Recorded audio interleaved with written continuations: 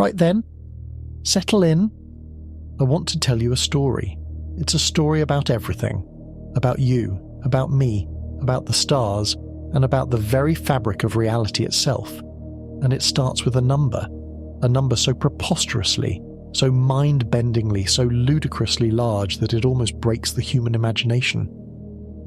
Every single day, we wake up in a world that feels so familiar, so utterly stable. A world where the laws of physics seem to operate with the precision of a Swiss watch, where stars shine and planets orbit in a predictable cosmic ballet. But what if this apparent stability is nothing more than an astonishing coincidence? What if our world, with all its potential for life, is like a winning lottery ticket where the odds of success were something like 1 in a Google? Think about this for a moment. There's this thing called the vacuum energy density. It's an enigmatic force, a kind of background hum of the cosmos that we now know governs the expansion of our universe.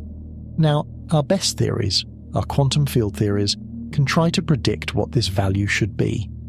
They look at the quantum fluctuations bubbling in and out of existence in empty space, and they come up with a number. But the number they come up with, well, it utterly dwarfs what we actually observe. And when I say dwarfs, I don't mean it's a bit off. I mean, pay attention to this. We're talking about a discrepancy of 120 orders of magnitude. 120. That's a 1 followed by 120 zeros.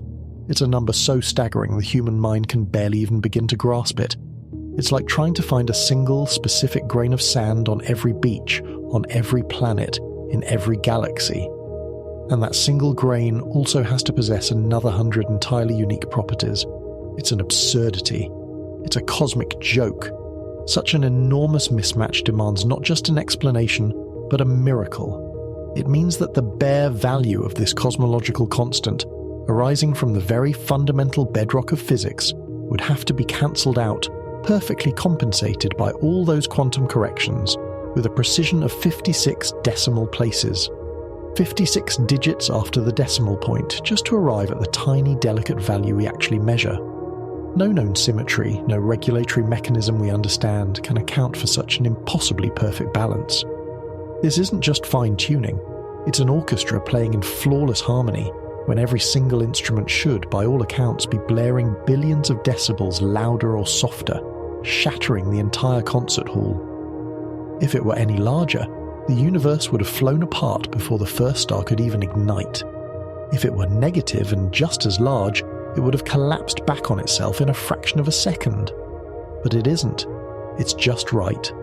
But why? Why did our world turn out precisely this way?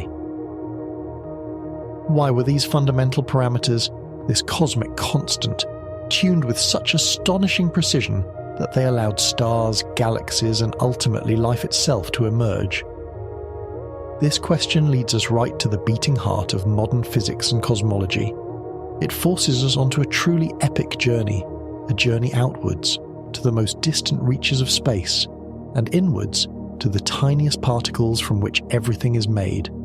It's a story that will forever change our understanding of just how unique, or how typical, we truly are. Our path to understanding the universe has been nothing short of a continuous expansion of horizons. It's as if we're constantly ascending higher and higher above the Earth, gradually revealing an ever larger picture. You know, even ancient peoples gazing up at the star-studded sky were utterly convinced that our Earth was the immobile centre of everything. They had no reason to think otherwise. Astronomical events, the sunrises, the sunsets, the movements of the planets, were perceived as something intimately close and personal. They were phenomena happening directly above us, within a sacred, unchanging realm of the divine. Take the ancient Greeks, for instance. Their cosmology was wonderfully elegant and logical, within the confines of their knowledge. Earth, they believed, rested at the heart of a series of crystal spheres.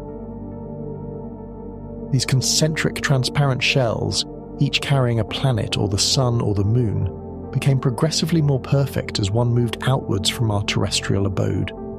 The outermost sphere was associated with the immovable stars, a symbol of eternity and perfection. And since everything celestial was considered ideal and unchanging, any fleeting phenomena, like meteors streaking across the night sky, or those mysterious comets that seem to appear from nowhere, must, by necessity, have had a terrestrial origin. They had to be atmospheric disturbances, weather, not cosmic events. Even the very laws of nature, such as the regular cycle of the seasons, seem to be human-centric, as if designed for our very purposes. So it was perfectly natural for them to believe that our central role in the universe was confirmed by everything they could sense and experience. It was a comforting, tidy, human-sized cosmos. But this comfortable, geocentric worldview, it was destined to be shattered. And that shattering began with a man who dared to look at the heavens in a new way. In the year 1542, a Polish canon named Nicholas Copernicus, in his truly revolutionary work on the revolutions of the heavenly spheres, proposed a radically different concept. He argued that a heliocentric picture, where the sun sits at the centre with the Earth revolving around it, provided a much simpler, more elegant explanation for the strange retrograde motions of the planets than the complex, clunky geocentric system with all its epicycles and deferents. This wasn't just a scientific discovery, it was the dethroning of Earth from its central position. It was a profound psychological shock. We were no longer the centre of the universe. We were just another planet, adrift in the cosmos. The heliocentric idea, incidentally, had been suggested even earlier by Aristarchus of Samos, a Greek thinker centuries before. But his fellow Greeks largely dismissed it as blasphemous, an affront to common sense. Why don't we feel the Earth moving? It was a step too far for them, and many centuries later, in the year 1444, a cardinal named Nicholas de Cusa went even further, asserting that the universe had no centre at all and that it looked the same from everywhere. Today, this bold notion is known as the Copernican, or cosmological, principle, and it's a cornerstone of modern cosmology, the idea that there's no special place in the universe. But the final blow to Aristotle's unchanging heavens was delivered by a Danish nobleman with a prosthetic nose made of brass, a man named Tycho Brahe. In the year 1572, he observed a supernova in the constellation Cassiopeia. It flared up suddenly, a brilliant new star, then slowly dimmed over the course of a year. But the crucial point was that its apparent position did not change as the Earth moved around the Sun. There was no parallax. This could only mean one thing. The star was far beyond the Moon, in that very same unchanging sphere of fixed stars. The heavens were not immutable. The Aristotelian dogma was destroyed. Initially, this claim was met with skepticism, as all great new ideas are.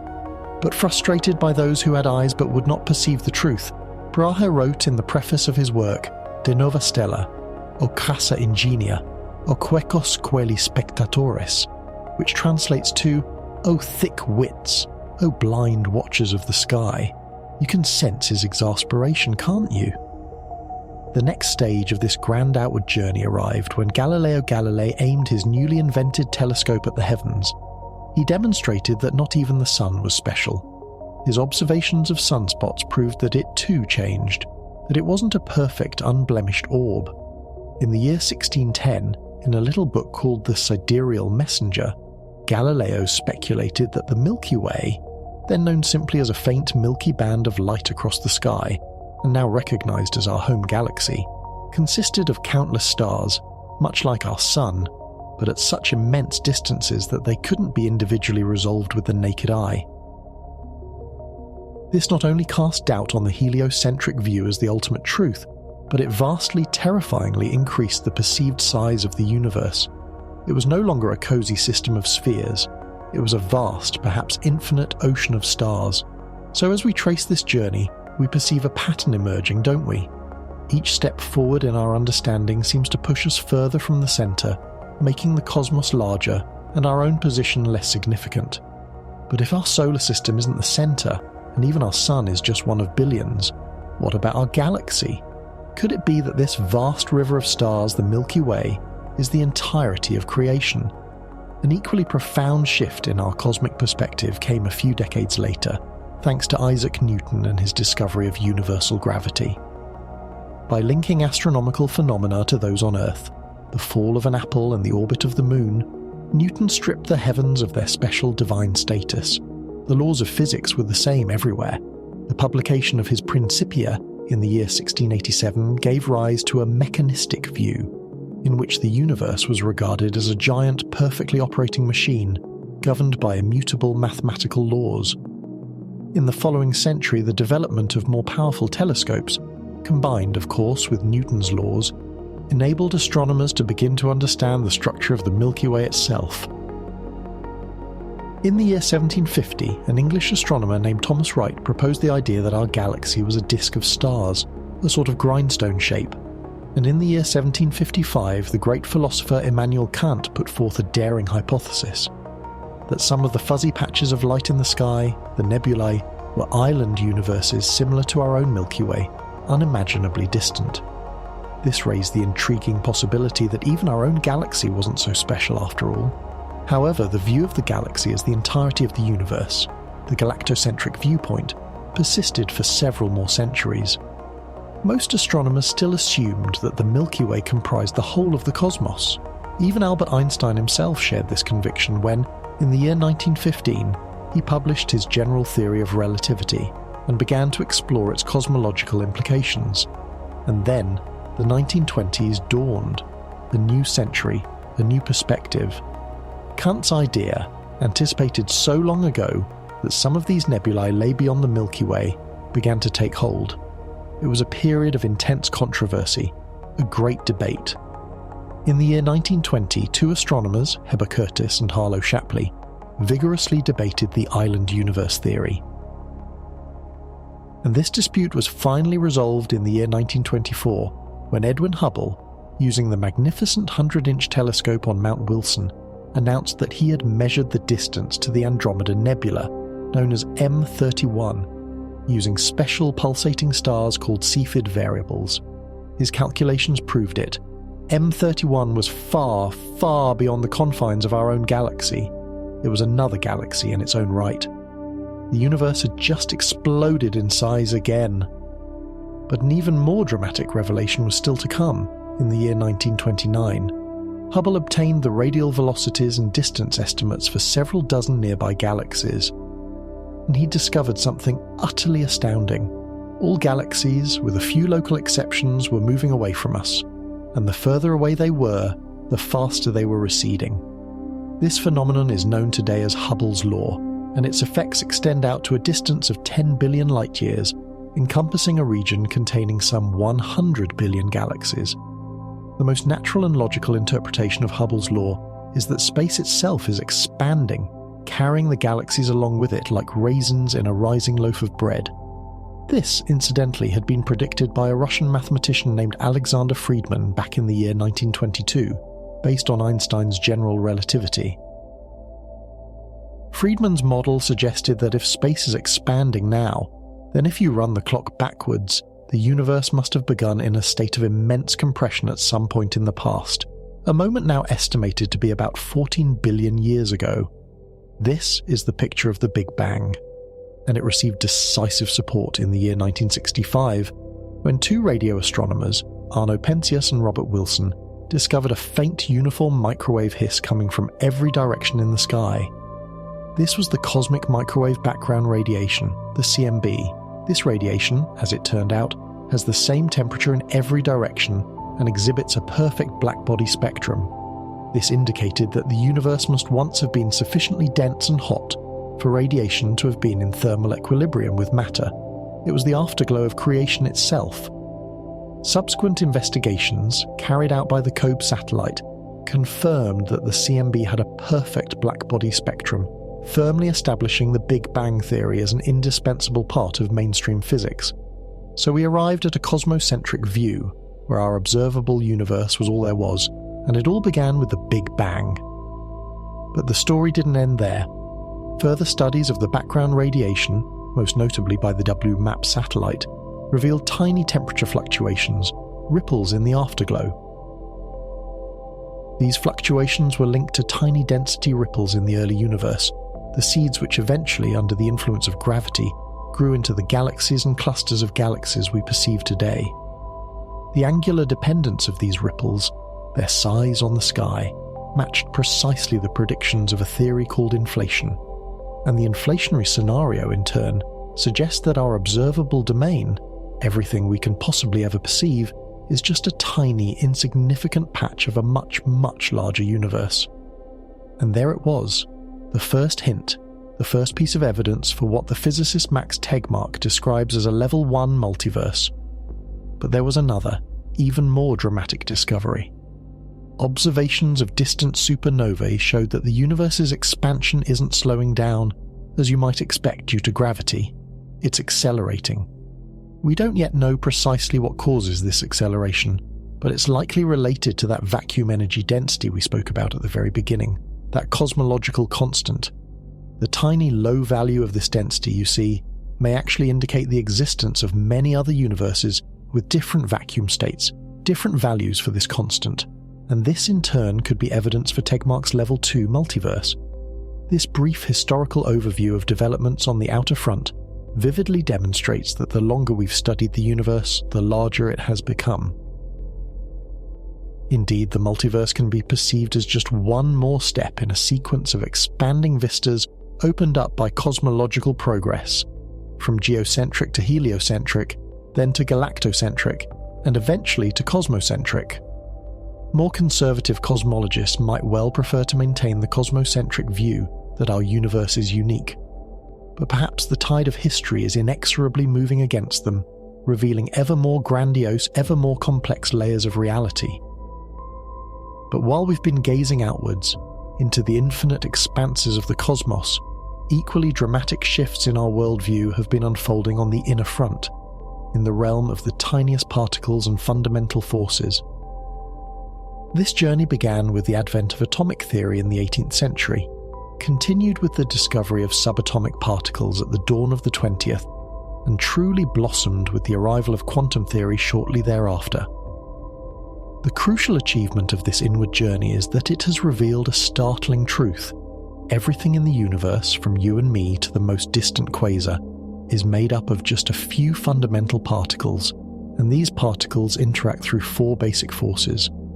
These are gravity, electromagnetism, the weak nuclear force, and the strong nuclear force. These interactions possess distinct strengths and characteristics, and it was once believed they operated entirely independently. However, scientists today lean towards the idea that some, and potentially all of them, can be unified as different aspects of a single, all-encompassing interaction. The dream of a final theory. The history of physics, in essence, can be seen as the history of this very unification. Electricity and magnetism, once considered separate phenomena, were combined by James Clerk Maxwell's theory of electromagnetism back in the 19th century, a triumph of 19th century science.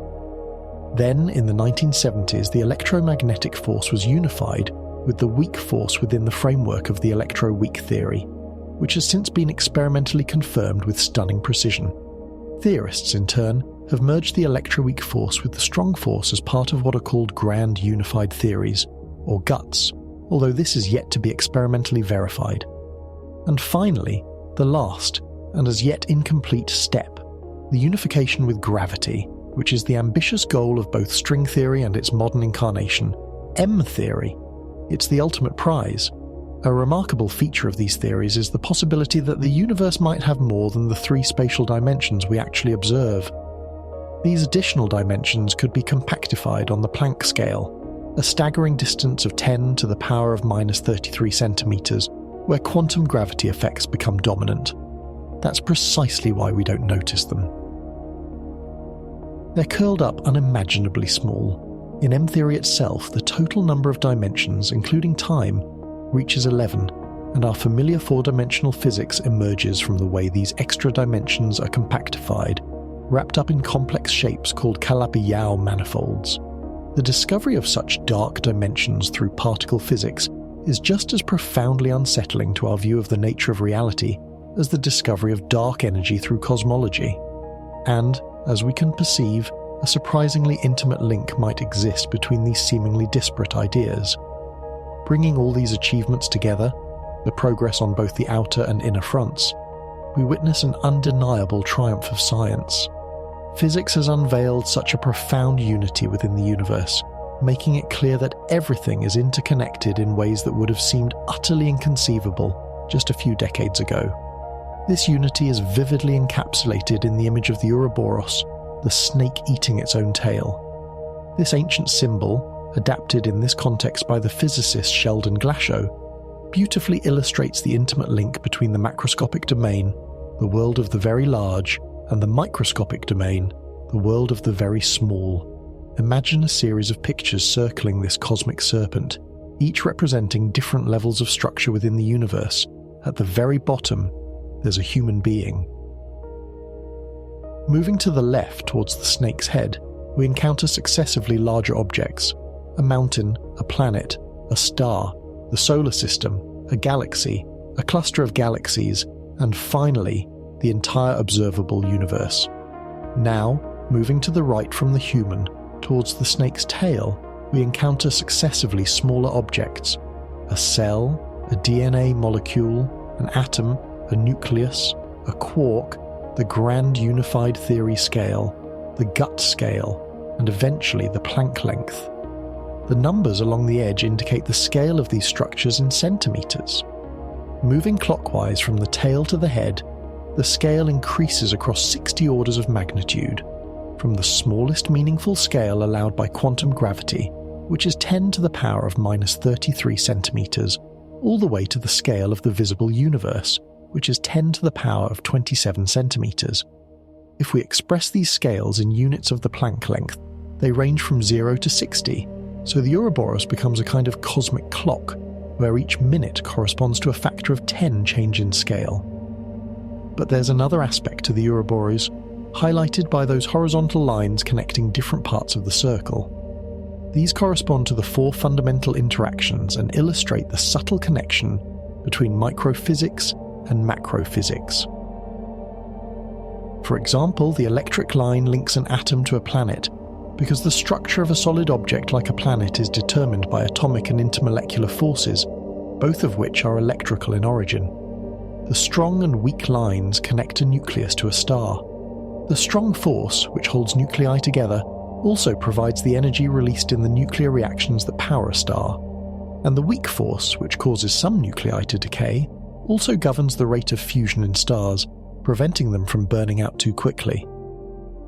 The gut line connects the grand unification scale with galaxies and clusters, because the density fluctuations that led to the formation of these objects originated when the universe's temperature was high enough for gut interactions to be significant. The Big Bang theory suggests, in fact, that these features arose when the current observable universe was roughly the size of a grapefruit. The significance of the snake's head meeting its tail lies in the idea that the entire universe was once compressed to a point of infinite density, or more precisely to the Planck density. The very large and the very small were one and the same. Since light travels at a finite speed, we can never perceive further than the distance light has travelled since the Big Bang, which is approximately 14 billion light-years. More powerful telescopes merely allow us to probe earlier times closer to that beginning. Today, cosmologists possess a rather complete picture of the universe's history. If we trace back in time, galaxy formation occurred roughly 1 billion years after the Big Bang. The background radiation last interacted with matter about 380,000 years after that. The universe's energy was dominated by its radiation content up until approximately 10,000 years. Light elements were generated through cosmological nucleosynthesis at around 3 minutes. Antimatter was abundant before about 1 microsecond, prior to which there was only a tiny excess of matter over antimatter. Electroweak unification happened in a billionth of a second, the highest energy that can be probed experimentally. Grand unification and inflation occurred at 10 to the power of minus 35 seconds. And finally, the quantum gravity era, the smallest meaningful time, was at 10 to the power of minus 43 seconds. A complete cosmic story. Perhaps the most striking aspect at the very top of the Ouroboros is its connection to higher dimensions. On the microscopic side, this link emerges because various versions of superstring theory all propose that the universe has more than the 3 spatial dimensions we actually observe, but with these extra dimensions being compactified. On the macroscopic side, the higher dimensional link arises because, as we've noted, some versions of M-theory suggest that the universe could be a four-dimensional brane embedded in a higher dimensional bulk. This points to the possibility of many other branes within that bulk, although, as we've already discovered, there are other multiverse proposals that don't involve extra dimensions. Thus, the Ouroboros also possesses a historical dimension. It illustrates how humanity has systematically pushed the outermost and innermost boundaries of its awareness. Primitive humans, for instance, were aware of scales roughly from 10 to the power of -2 centimeters, like mites, up to 10 to the power of 7 centimeters, like mountains. 18th century humans were conscious of scales from about 10 to the power of -5 centimeters, such as bacteria, to 10 to the power of 17 centimeters, which is the scale of the solar system.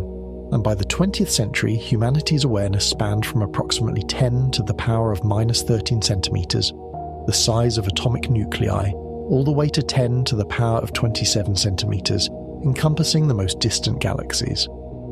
It's quite striking that science has already expanded the macroscopic frontier as far as practically possible, though experimentally, we may never get much below the electroweak scale in the microscopic direction.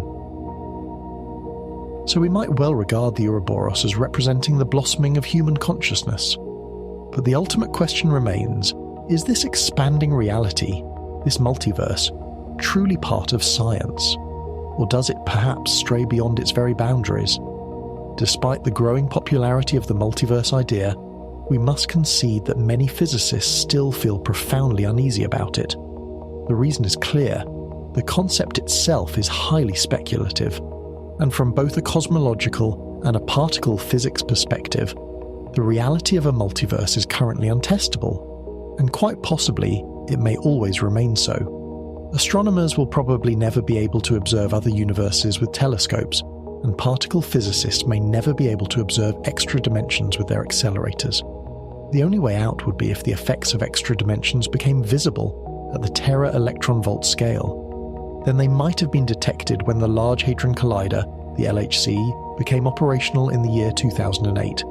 This would only be possible if the extra dimensions were as large as a millimeter. However, it would be an extraordinarily fortunate coincidence, almost anthropically so, if the scale of quantum gravity just happened to align with the largest currently accessible energy scale. For these reasons, some physicists don't consider these ideas to fall within the purview of science at all. Since our confidence in them is based more on faith and aesthetic considerations, for example mathematical beauty, rather than on experimental data, they perceive these concepts as having more in common with religion than with science. This view has been expressed forcefully by commentators such as Sheldon Glashow, Martin Gardner, and George Ellis, all of whom hold widely differing metaphysical outlooks. Indeed, Paul Davies considers the concept of a multiverse to be just as metaphysical as the concept of a creator who fine-tuned a single universe for our existence. At the very least, the notion of the multiverse requires us to expand our understanding of what constitutes legitimate science. In some people's eyes, of course, cosmology has always bordered on metaphysics. It has constantly had to battle to prove its scientific respectability, fighting not only religious dogma, but also scientific orthodoxy. For example, the prevalent view until well into the 19th century, long after the demise of the heliocentric picture, was that speculations about things beyond the solar system simply weren't proper science. This was reflected in Auguste Comte's comments on the study of stars in the year 1835. Never, by any means, will we be able to study their chemical compositions. The field of positive philosophy lies entirely within the solar system, the study of the universe being inaccessible in any possible science. However, Comte hadn't foreseen the advent of spectroscopy, triggered by Gustav Kirchhoff's realization in the year 1859 that the dark lines in the solar spectrum were absorption features associated with chemical elements. For the first time, this allowed astronomers to probe the composition of distant stars. Science found a way. Cosmology achieved the status of a proper science in the year 1915, when the advent of general relativity provided it with a secure mathematical basis. The discovery of the cosmological expansion in the 1920s then gave it a firm empirical foundation. Nevertheless, it took many decades before it gained full scientific recognition. For example, when Ralph Alpha and Robert Herman were working on cosmological nucleosynthesis in the 1940s, they recalled, cosmology then was a skeptically regarded discipline, not worked in by sensible scientists. Only with the detection of the microwave background radiation in the year 1965 was the hot Big Bang theory established as a branch of mainstream physics. And only with the recent results from the WMAP satellite has it become a quantitative science with real predictive power. Nevertheless, cosmology still differs from most other branches of science. One simply cannot experiment with the universe, and speculations about processes at very early and very late times depend upon theories of physics that may never be directly testable. Because of this, more conservative physicists still tend to regard cosmological speculations as extending beyond the domain of science. The introduction of anthropic reasoning undoubtedly reinforced this view. On the other hand, other physicists have always held a more positive opinion, leading to a polarization of attitudes towards the anthropic principle. This is illustrated by the following quotes. The first is from its proponent, the great physicist Freeman Dyson. I do not feel like an alien in this universe. The more I examine the universe and examine the details of its architecture, the more evidence I find that the universe in some sense must have known we were coming. A beautiful, almost poetic sentiment. But this can be contrasted with the view of its antagonist, Heinz Pagels. The influence of the anthropic principle on contemporary cosmological models has been sterile. It has explained nothing, and it has even had a negative influence. I would opt for rejecting the anthropic principle as needless clutter in the conceptual repertoire of science. A middle ground is taken by Brandon Carter, who might be regarded as one of the fathers of the anthropic principle. The anthropic principle is a middle ground between the primitive anthropocentrism of the pre-Copernican age and the equally unjustifiable antithesis that no place or time in the universe can be privileged in any way. The growing popularity of the multiverse picture has encouraged a drift towards Carter's view, because it suggests that anthropic fine-tunings can, at least, have a quasi-physical explanation. For the hardline physicist, the multiverse may not be entirely respectable, but it is at least preferable to invoking a creator. Indeed, anthropically inclined physicists like Leonard Susskind and Steven Weinberg are attracted to the multiverse precisely because it seems to dispense with God as the explanation for cosmic design. In reality, the dichotomy in attributing anthropic fine-tunings to God or the multiverse is too simplistic. While the fine-tunings certainly don't provide unequivocal evidence for God, nor would the existence of a multiverse preclude God. As the philosopher Robin Collins emphasizes, there's no reason why a creator shouldn't act through the multiverse. Nevertheless, the multiverse proposal certainly poses a serious challenge to the theological view, so it's not surprising that it has commended itself to atheists. Indeed, Neil Manson has described the multiverse as the last resort for the desperate atheist. By highlighting the scientific legitimacy of anthropic and multiverse reasoning, I don't intend to deny the relevance of these issues to the science-religion debate. The existence of a multiverse would have obvious religious implications, so contributions from theologians are important. More generally, cosmology addresses fundamental questions about the origin of matter and mind, which are clearly relevant to religion, so theologians need to be aware of the answers it provides. Of course, the remit of religion extends well beyond the materialistic issues that are the focus of cosmology. Nevertheless, insofar as religious and cosmological truths overlap, they must be compatible. This has been stressed by George Ellis, who distinguishes between cosmology with a capital C, which takes into account the magnificent gestures of humanity, and cosmology with a small c, which just focuses on physical aspects of the universe. In his view, morality is embedded in the cosmos in some fundamental way. Similar ideas have been expounded by the philosopher John Leslie. On the other hand, science itself cannot deal with such questions, and it seems unlikely that, even in the extended form required to accommodate the multiverse, science will ever prove or disprove the existence of God. Some people may perceive in the physical world some hint of the divine, but this can only provide what John Polkinghorne describes as nudge factors. Convictions about God's existence must surely come from inside rather than outside. And even those eminent physicists who are mystically inclined usually don't base their faith on scientific revelations. For this reason, theology receives rather short shrift in this volume. The contributors are nearly all physicists, and even those of a theological disposition have generally restricted their remarks to scientific considerations. So, what is it then? The Anthropic principle? A retreat from science, or a new direction for it? To truly understand, we need to immerse ourselves in the very essence of cosmic tuning, and consider how these ideas clash with our understanding of the universe. Right then, let's turn our attention to the very heart of this intriguing concept, the anthropic coincidences. Robert Dicke, back in 1961, posed a seemingly simple question. Why is the universe as large as it is? The mechanistic answer seems obvious. Its size is determined by the distance light has travelled since the Big Bang, roughly 14 billion light-years. We just got lucky to live in a 14 billion-year-old universe.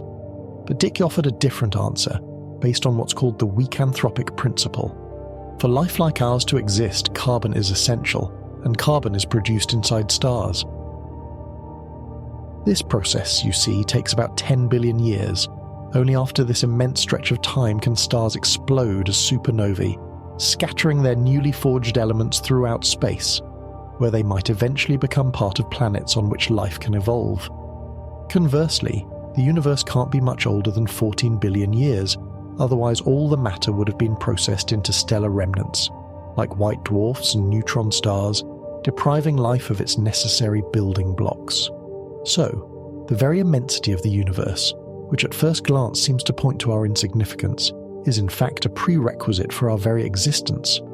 The universe could have existed with a different size, but we wouldn't have been in it to ponder the question. This assertion from Dicke is simply a logical necessity, a selection effect, not something that sparks much debate. But far more contentious is the strong anthropic principle, which, in essence, claims this.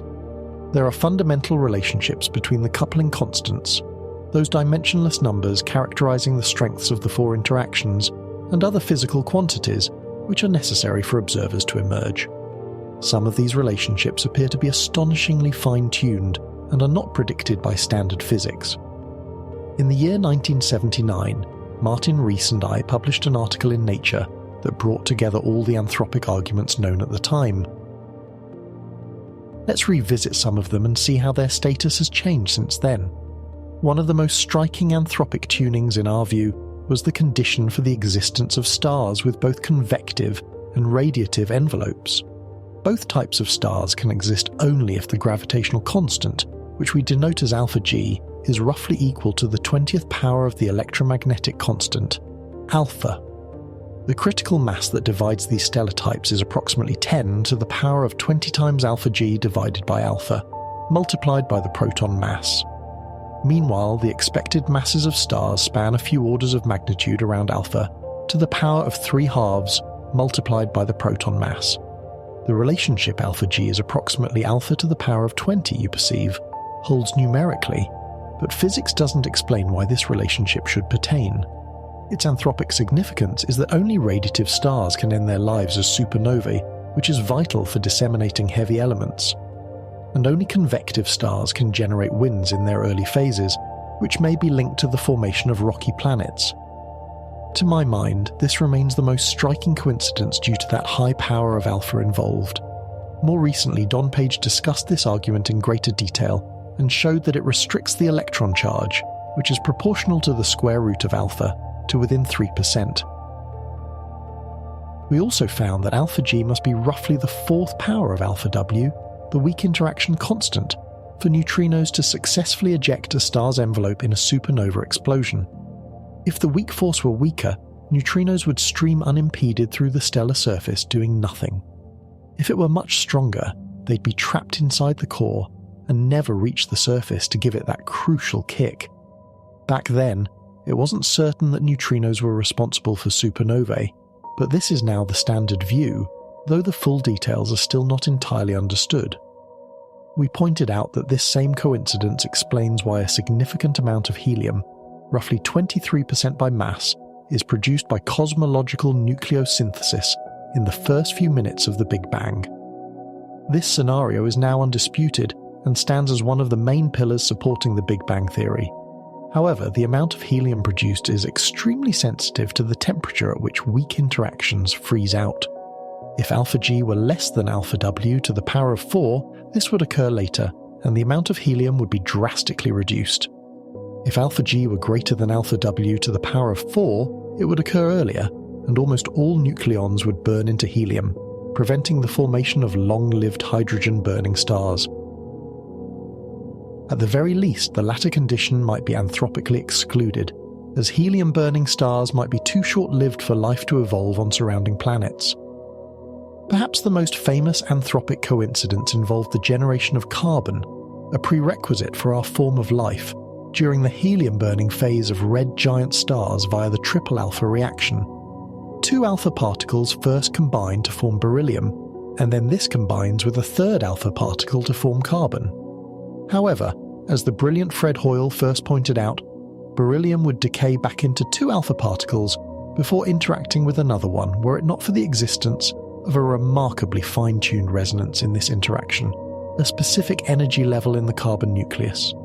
This is sometimes seen as an anthropic prediction, because Hoyle's paper prompted nuclear physicists to search for this resonance, and they did indeed find it, exactly where he said it should be.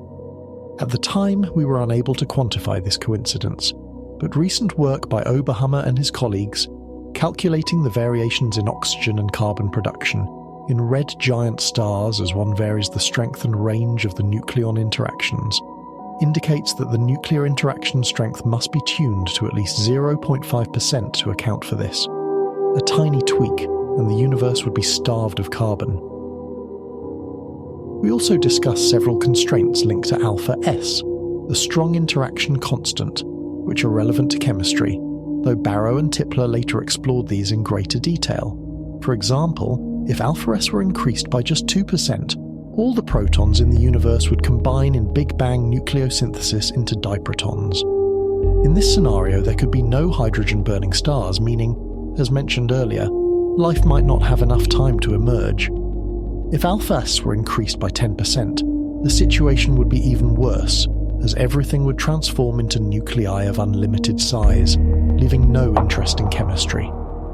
This also applies if alpha S were decreased by 5%, because then all deuterons would be unbound and only hydrogen could exist, no heavy elements at all. Furthermore, there are chemistry-related fine-tunings involving the electron and proton masses, where the electron mass divided by the proton mass is approximately 10 to the power of minus 2 times alpha, and the neutron-proton mass difference, which is roughly twice the electron mass.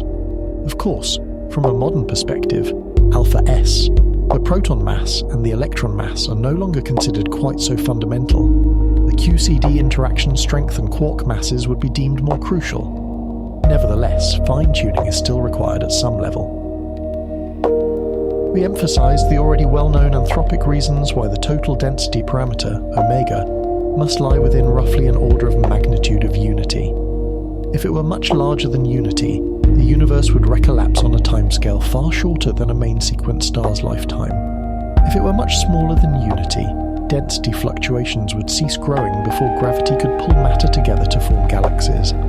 This argument required omega to be in the range of 0.1 to 10. However, just a year later, early universe studies were revolutionized by the introduction of the inflation scenario.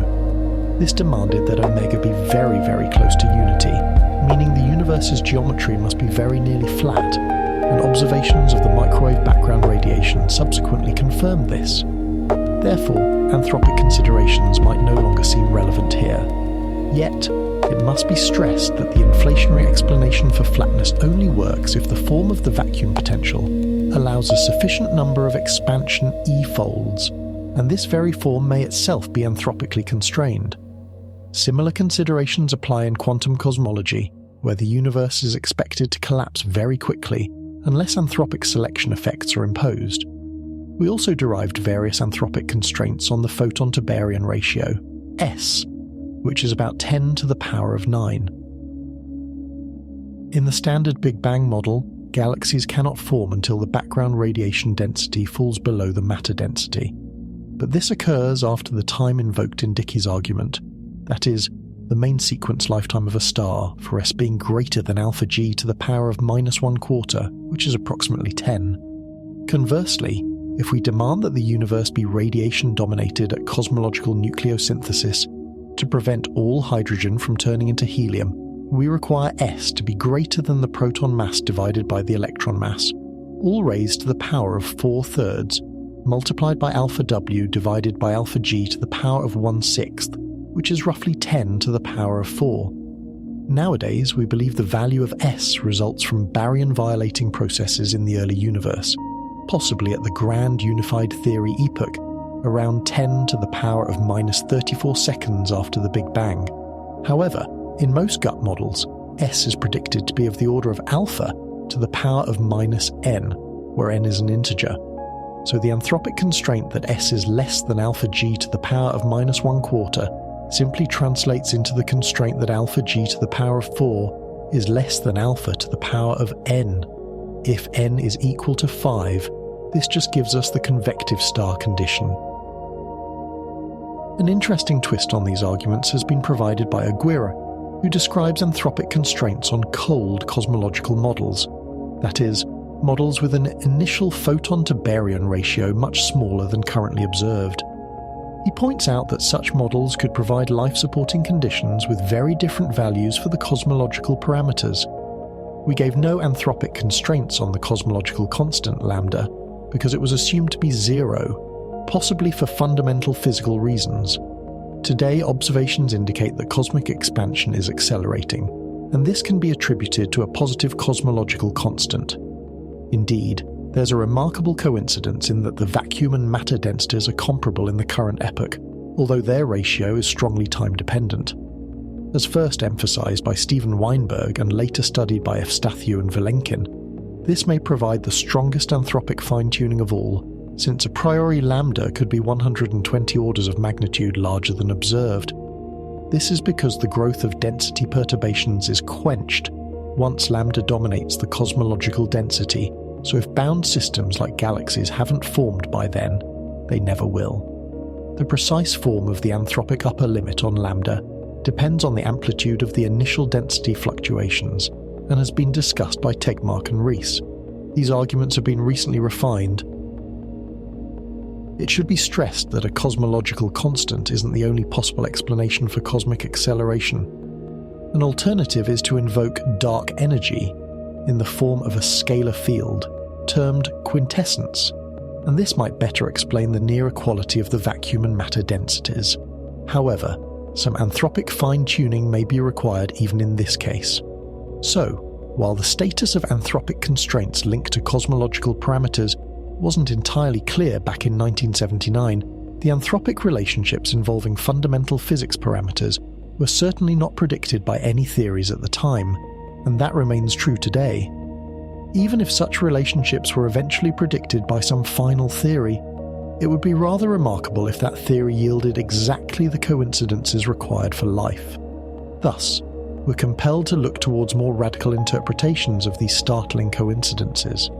The first possibility is that these coincidences reflect the existence of a beneficent being who specifically designed the universe for our benefit. Such an interpretation is logically possible and appeals strongly to theologians.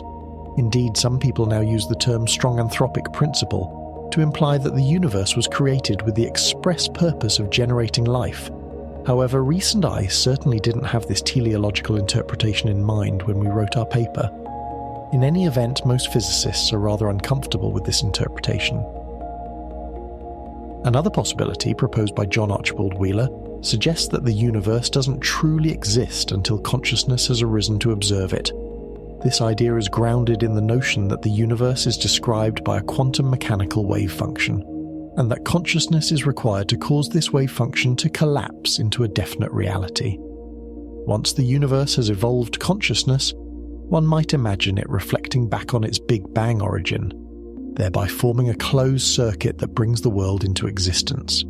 A participatory universe, even if consciousness does indeed collapse the wave function, which is far from certain. This explanation also leans towards the metaphysical.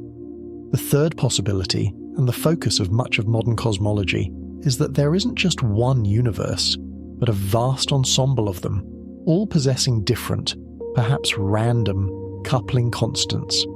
As mentioned earlier and explored in more detail by Tegmark, there are many versions of this multiverse proposal. Not all of them necessarily entail a variation in physical constants across the ensemble.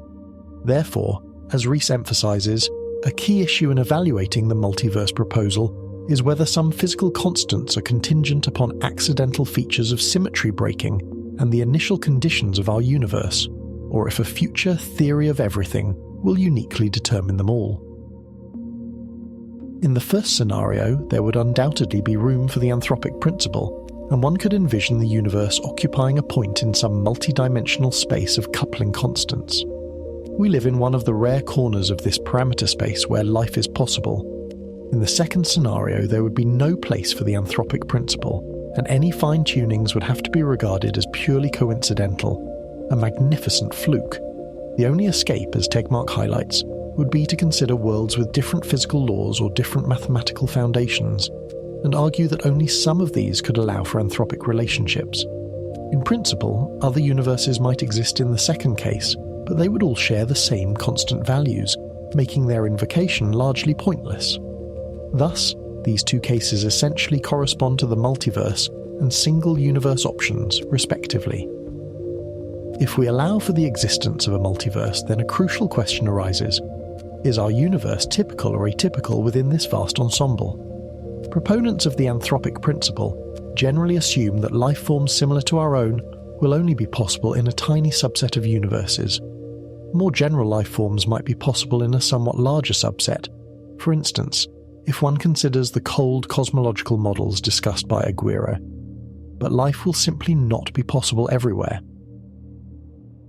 You might not find the exact same anthropic relation in every universe, but some relation will always be present. On the other hand, referencing the Copernican principle, Lee Smolin has argued that most universes should possess properties similar to our own, making ours typical. His approach proposes a form of cosmological natural selection.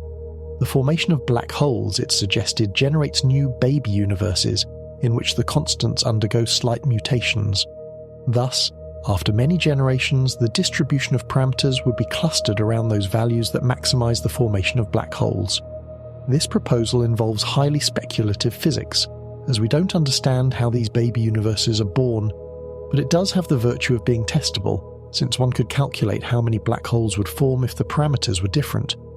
It's worth noting that Smolin's proposal makes no reference to observers, so it wouldn't be considered anthropic in the usual sense of the term. But how do we even begin to test these grand ideas?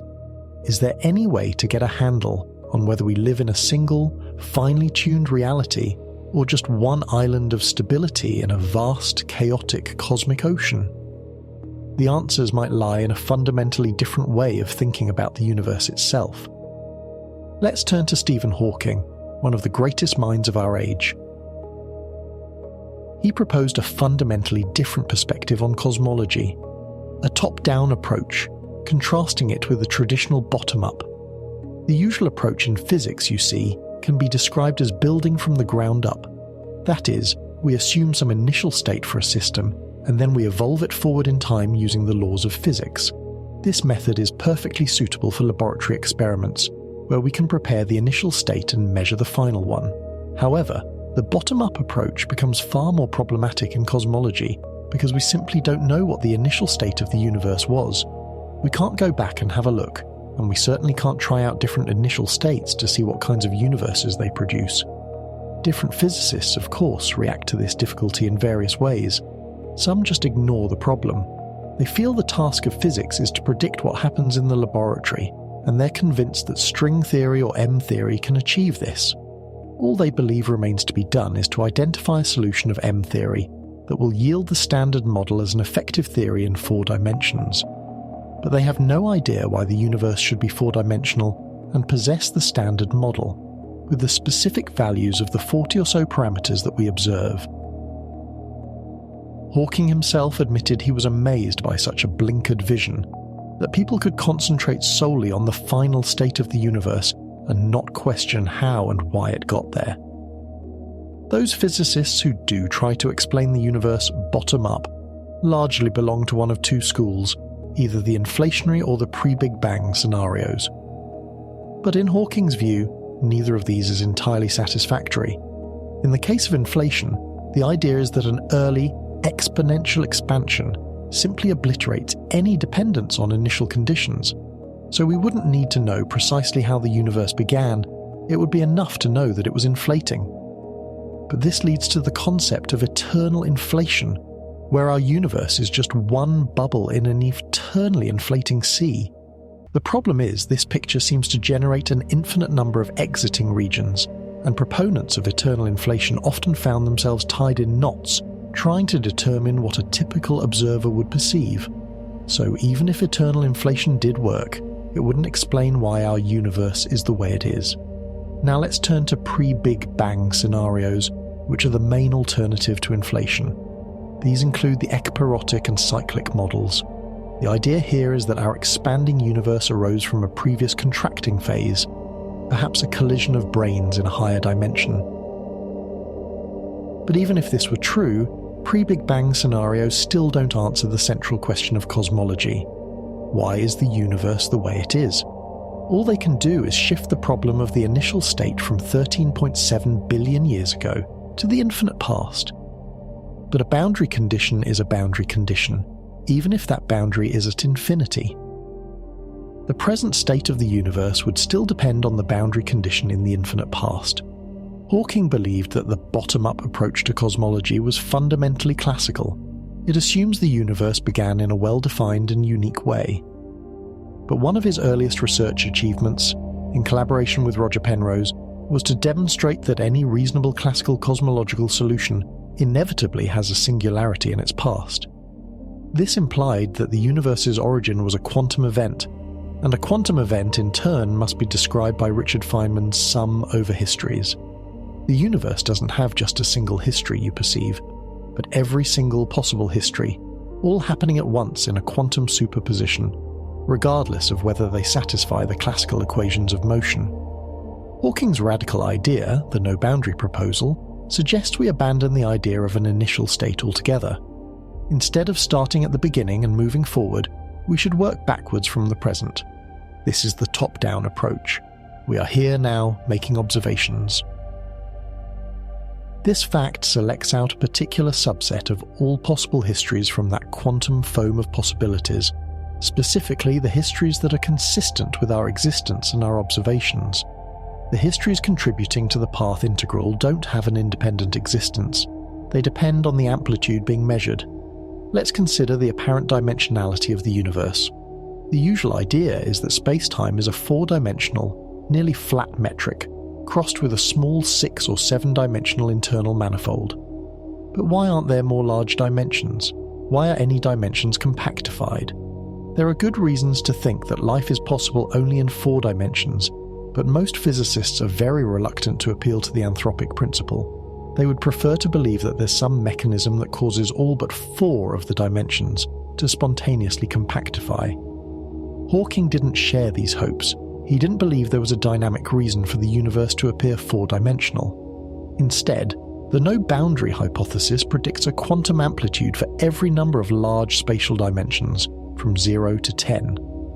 The fact that we are here, observing a 4-dimensional universe, simply means we are conditioning the sum over histories on that outcome. It might sound like an anthropic principle argument, but it's different. It's that the probability distribution over dimensions is irrelevant because we've already measured that we exist in 4 dimensions.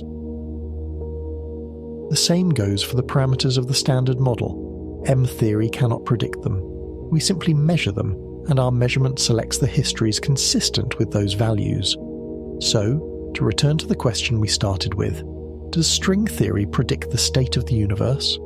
The answer, according to Hawking, is no.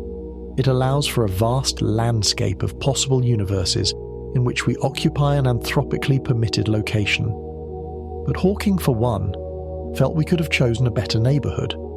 Now, having navigated this intricate tapestry of cosmological ideas, let's systematise our understanding by turning to Max Tegmark's hierarchy of multiverses. He proposed dividing the concept of parallel universes into 4 distinct levels, each implying an increasing degree of difference between these worlds. The key question, according to Tegmark, isn't whether a multiverse exists at all, because level 1 is, in fact, a rather uncontroversial part of the standard cosmological model. The real question is how many levels it has. So what are these 4 levels? Level 1, regions beyond our cosmic horizon. This is the simplest multiverse. If space is truly infinite, and matter is spread out roughly uniformly as observations suggest, then our observable universe is just one patch among infinitely many. Out there, beyond the reach of our telescopes, are other regions of space identical to ours. In particular, there are infinitely many other inhabited planets, including not just one, but infinitely many copies of you, with the same appearance, the same name, and the same memories. Indeed, there are infinitely many other regions the size of our observable universe, where every possible cosmic history is played out. This is the level 1 multiverse. A rough estimate suggests that the closest identical copy of you is about 10 to the power of 10 to the power of 29 meters away. An unimaginably vast distance, but not infinite. Level 2. Other post-inflationary bubbles. This is the multiverse predicted by chaotic eternal inflation. Imagine an infinite set of distinct level 1 multiverses, each represented as a bubble nucleating in an ever-expanding sea of inflating space. In this scenario, the fundamental laws of physics, the constants of nature, even the number of dimensions could be different in each bubble. Our universe, with its specific set of laws, is just one bubble among an infinite number. The space between these bubbles is expanding so fast that you could never ever travel from one to another. This is where the Anthropic principle really comes into its own. If there are countless universes with different physical laws, it's no longer a surprise that we find ourselves in one that is conducive to life. We couldn't exist anywhere else. Level 3, the many worlds of quantum physics. This one arises from the standard non-collapsing unitary evolution of quantum mechanics, as proposed by Hugh Everett in 1957. If the fundamental equations of physics are unitary, as they currently appear to be, then the universe constantly divides into parallel branches. Whenever a quantum event seems to have a random outcome, all outcomes must occur, one in each branch. This superposition of classical worlds, this is the level 3 multiverse. The only real difference between level 1 and level 3 is where your doppelgangers reside. In level 1 they live elsewhere in 3-dimensional space, but in level 3 they exist on another quantum branch within an infinite dimensional Hilbert space. Surprisingly, Tegmark argues this level doesn't actually introduce any new types of universes, just more copies of the ones already present in levels 1 and 2. Level 4 are the mathematical structures. This is the most abstract and philosophical level. It embraces the idea of mathematical democracy. If our physical world is, at its deepest level, a mathematical structure, then why this particular structure and not another? The level 4 multiverse posits that all mathematical structures that are self-consistent exist not just as abstract ideas, but as physically real universes. Our universe, governed by the laws of quantum field theory or perhaps M theory, is just one mathematical structure among all possible ones. This implies that mathematical existence and physical existence are one and the same. It's the ultimate ensemble, the multiverse that contains all other multiverses. A common feature of all 4 multiverse levels is that the simplest, and arguably most elegant theory involves parallel universes by default. To deny the existence of those universes, one needs to complicate the theory by adding experimentally unsupported processes and ad hoc postulates.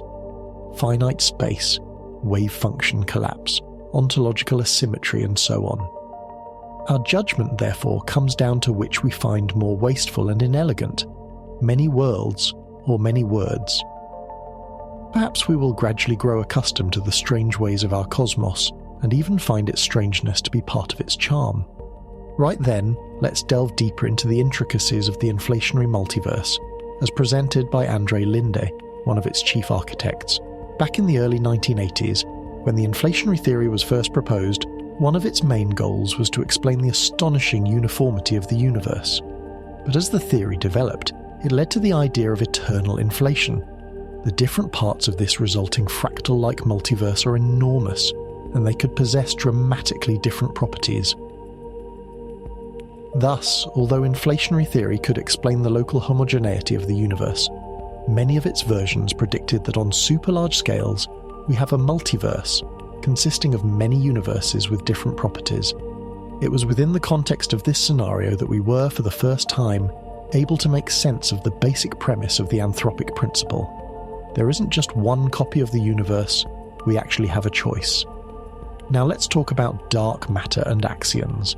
We have a plausible anthropic explanation for why the vacuum density is of the same order as the total matter density in the universe. Can we go further and understand why dark matter is 5 times more abundant than ordinary matter? Let's assume dark matter is represented by a hypothetical particle called the axion. In an inflationary multiverse, the initial value of the axion field would be random in different regions. Most regions would have far too much dark matter, or far too little. However, a detailed analysis of galaxy formation suggests that the conditions for life are optimized when the dark matter density is roughly 1 or 2 orders of magnitude greater than the ordinary matter density. This is quite consistent with the observed value of RHO-dm, which is roughly 5 times ROM. So, once again, the Anthropic principle, combined with the multiverse, seems to provide an explanation for a fundamental observed property of our universe. And finally, we arrive at one of the most radical concepts yet: cosmological natural selection, as proposed by Lee Smolin. He begins by asserting that the Anthropic principle, in its current form within modern physics, isn't a scientific hypothesis because it lacks falsifiability. And falsifiability, you see, is the very cornerstone of science. Smolin argues that to derive a truly falsifiable prediction from a multiverse theory, the ensemble of universes cannot be arbitrarily specified. To have genuine empirical content, the ensemble of universes must be generated by some dynamic mechanism that is a consequence of general laws. Smolin presents his theory of cosmological natural selection, CNS, as precisely such a falsifiable alternative. Unlike eternal inflation, CNS suggests that universes reproduce, creating daughter universes through black holes. This process, you perceive, is analogous to biological evolution. A universe that produces more black holes will have more descendants. The parameters of the laws of physics mutate slightly with each new generation.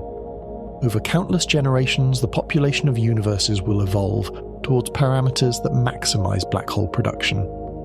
This, you see, is far more predictive than the Anthropic principle, because the resulting probability distribution would then be far more structured and very far from random.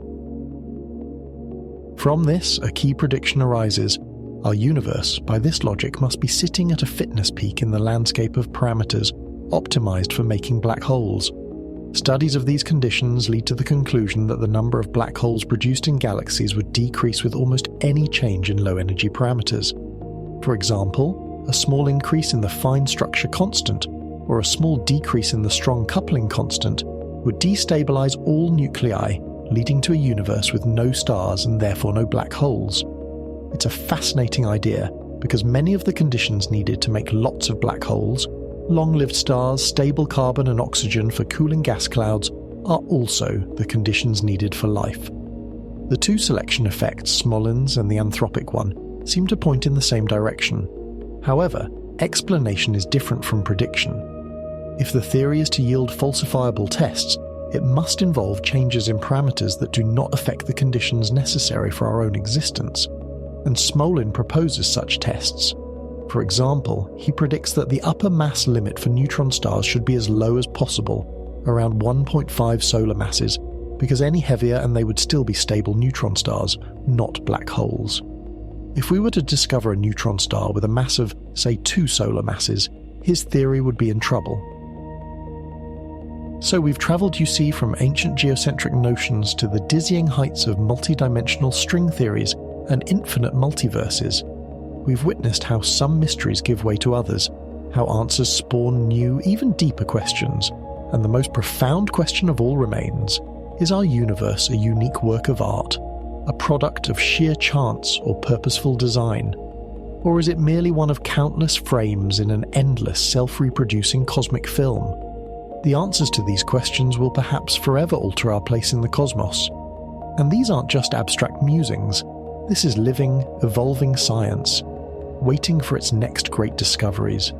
It's a wonderful, humbling, and exhilarating story to be a part of.